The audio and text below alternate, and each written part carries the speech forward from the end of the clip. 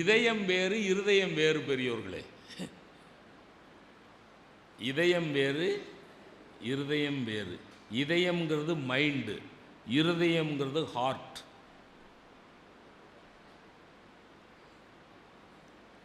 இதயம், உனக்கு இதயம் கல்லா இருக்கான்னு தான் கேட்கணும், இருதயம் கல்லா இருக்கான்னு கேட்கக்கூடாது.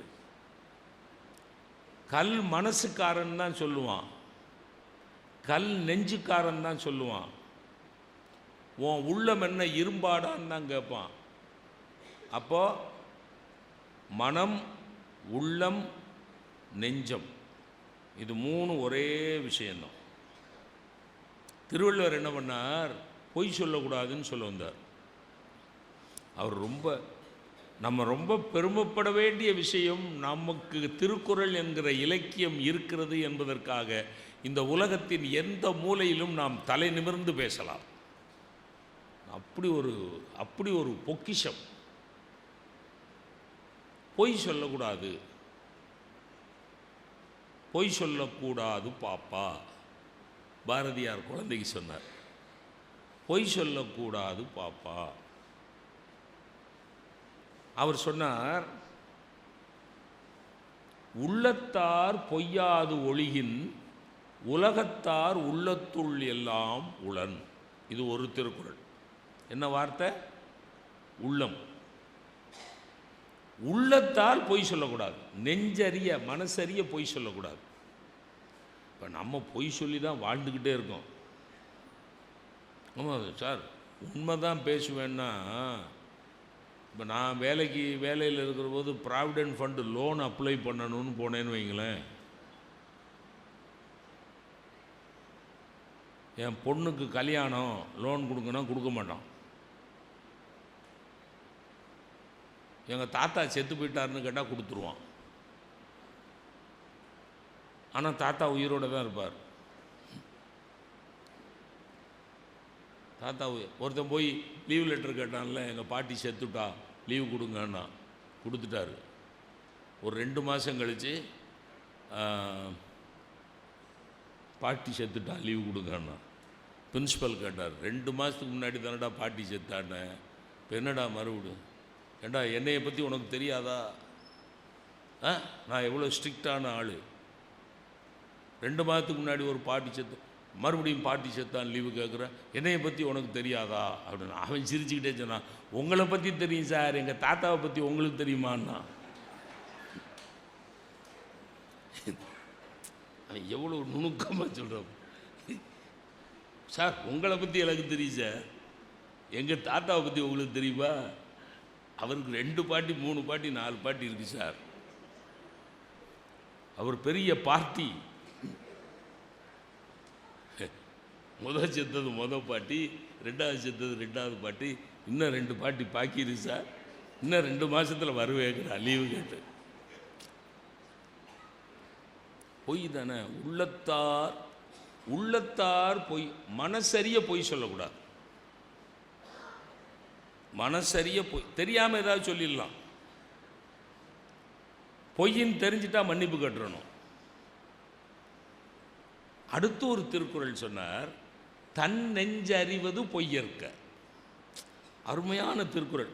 முதல்ல உள்ளத்தார் பொய்யாது ஒழுகின் உலகத்தார் உள்ளத்துள் எல்லாம் உளர். எல்லாரும் பாராட்டுவாங்க. தன் நெஞ்சறிவது பொய்யற்க, நெஞ்சறிய பொய் சொல்லாத. அப்படி சொன்னேன்னா தன் நெஞ்சே தன்னை சுடும். உனக்கு பனிஷ்மெண்ட் வேற யாரும் கொடுக்க வேண்டாம், ஓ நெஞ்சமே ஓ மனமே உன்னை அறுத்து கொன்னுருமுடான்னா. மனசரிய பொய் சொன்னேன்னா உன் மனமே உன்னைய அறுத்து கொன்னுரும். அதனால பொய் சொல்லாது.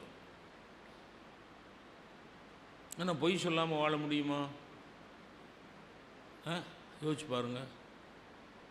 எல்ஐசி ஏஜெண்ட் வர்றாரு, முழுக்க முழுக்க உண்மையாக பேசினார்னா ₹1 பாலிசி போடுவானா? நீங்கள் ஒன்றும் கவலைப்படாதீங்க, நான் இருக்கேன், உங்கள் அப்பாவை நான் காப்பாற்றி கொடுக்குறேங்கிறாரு டாக்டர். உண்மையா? எல்லாம் பொய் தான். ஆனால் நல்லதுக்கு சொல்கிற பொய். அப்போ தான் திருவள்ளுவர் என்ன சொன்னார், பொய்மையும் வாய்மை இடத்த.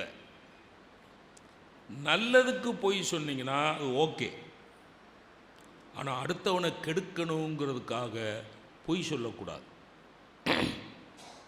அதனால தான் எது அறம்,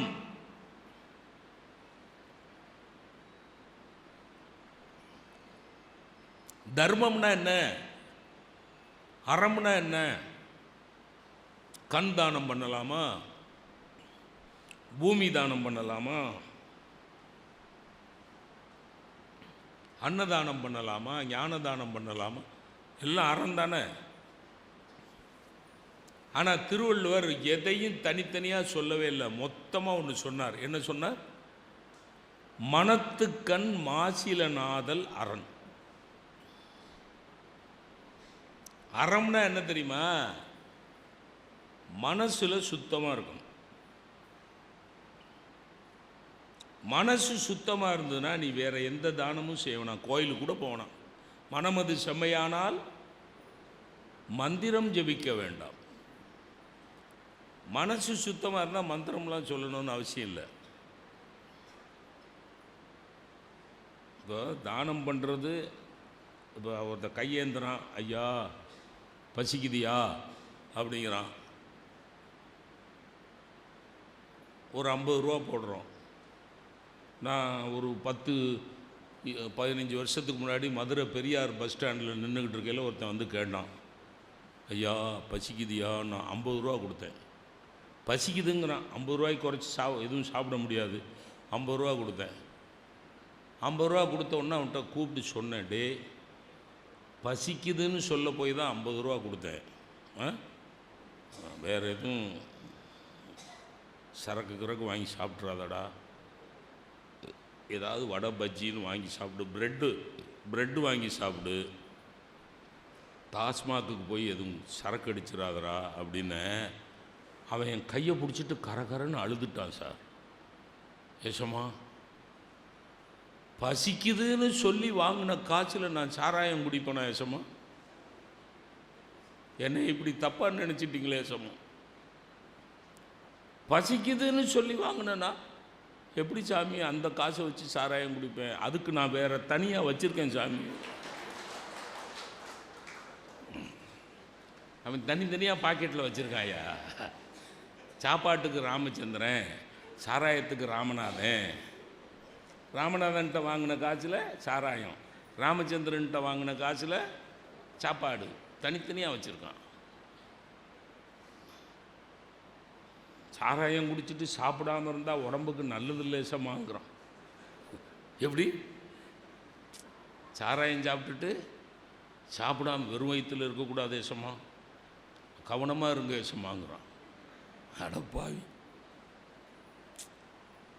இது தானம் பண்ணுறது, அது பாத்திரம் அறிந்து பிச்சையிடு, எவ்வளவு எல்லாம் பெரிய தத்துவங்கள். பாத்திரம் அறிந்து பிச்சைடுனா கேரக்டர், அவன் கேரக்டர், அவன் குணாம்சத்தை பார்த்துட்டு கொடு. மனசில் அழுக்கு இல்லாமல் வச்சுக்கோ.